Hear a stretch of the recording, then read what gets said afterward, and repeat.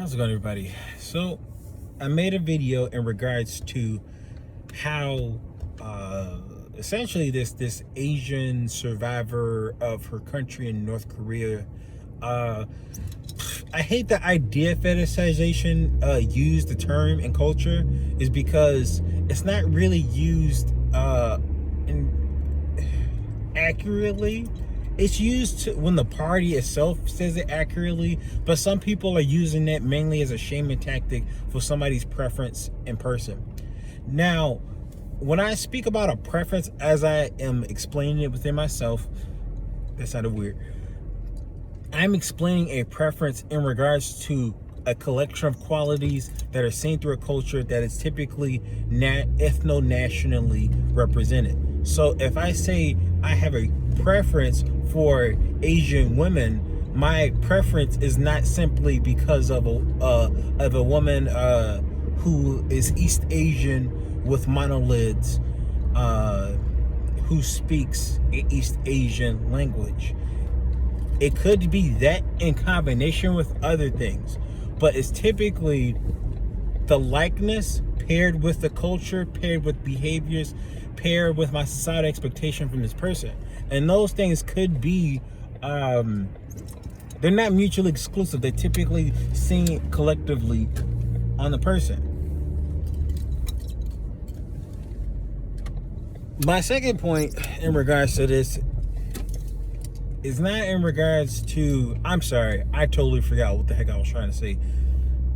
In regards to who she is as an individual versus who she represents, she's just a person. She's just a woman. That was one of the things I learned when I went to Japan. When I went to Japan, and I saw all the types of Asian folks there, the Japanese people, I didn't really see the Asian archetype. I seen it was pretty conservative, not really all that different from here now. I just seen them as women, I seen the higher maintenance women, the women who look a little glitzy and glamoury. I seen the women who look not as up to, they were fat. Let's just say that. I didn't know a proper way to describe it, but they were on the overweight side, and they were typically older, and they were typically like mothers, like older seasoned mothers.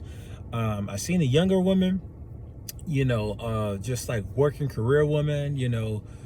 Most of them had a good weight. They were relatively thin. I was really surprised by that many people relatively thin, which made me think about my own culture. And I think I've said this before, because it's just, the comparison is just so shocking, because you see your own folks and you get used to seeing it, and then when you go to outside of that paradigm, you see a lot of people that they just don't look like you. And I don't mean in terms of just your race, I mean in terms of just your dietary options, your size and stuff. It's just, they look very different in that regard. And it's really surprising, because you see somebody, and that is a part of their currency, especially in Black culture. When you see folks who are skinny and they're thin, that is that's almost a currency, because there's not a lot of that being shown around, and given our culture of food deserts and stuff like that, and our access to mainly restaurant food and greasy food and unhealthy food, it's just a combination for the obesity, rather than is already expressed in our community, or in our country. But back to this lady, this survivor from North Korea. This lady seems to have traits of East Asian stereotypes, but it's not in regards to just her simply being Asian. Her perspective is, when I listen to some of her video, her English is not all that advanced, but it's still impressive for somebody who just recently left North Korea, because English is not an easy language to learn unless you're a native.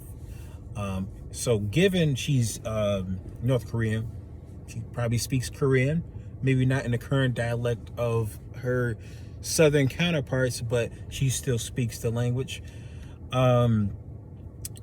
I think she moved to China.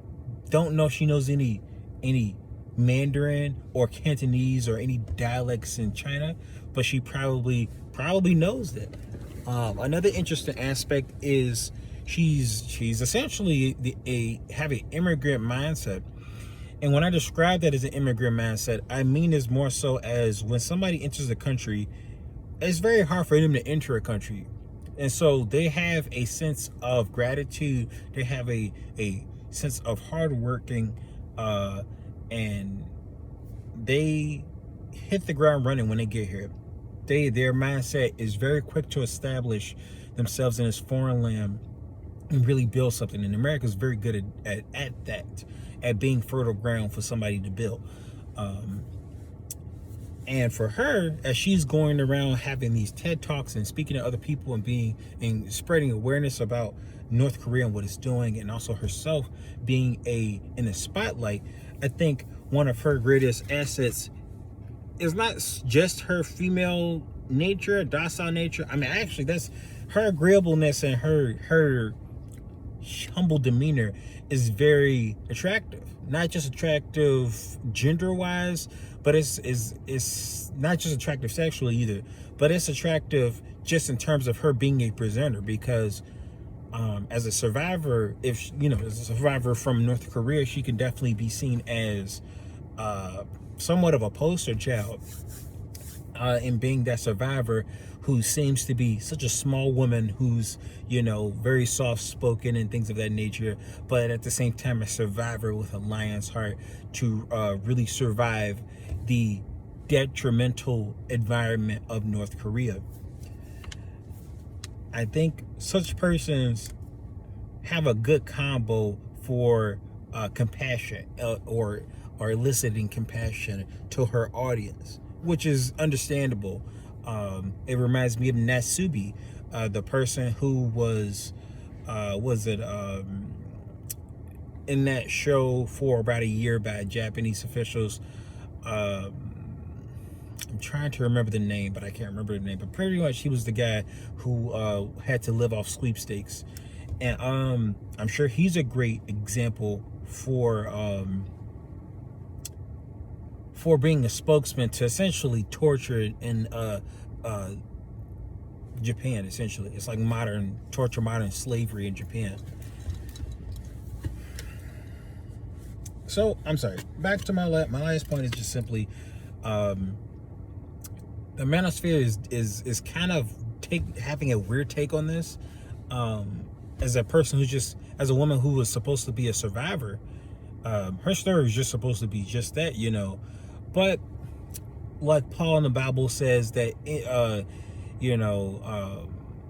doesn't matter good or bad, Christ is preached, so I rejoice. So I have a similar take on this lady and her message in regards to freedom of captives in North Korea is getting out there somehow. So I'm happy about it. So whether from illegitimate means or legitimate means, I'm happy about it. So I don't, again, said in the last video, not really liking the weird sexual undertones or the weird gendered stereotypical undertones. That's his own place.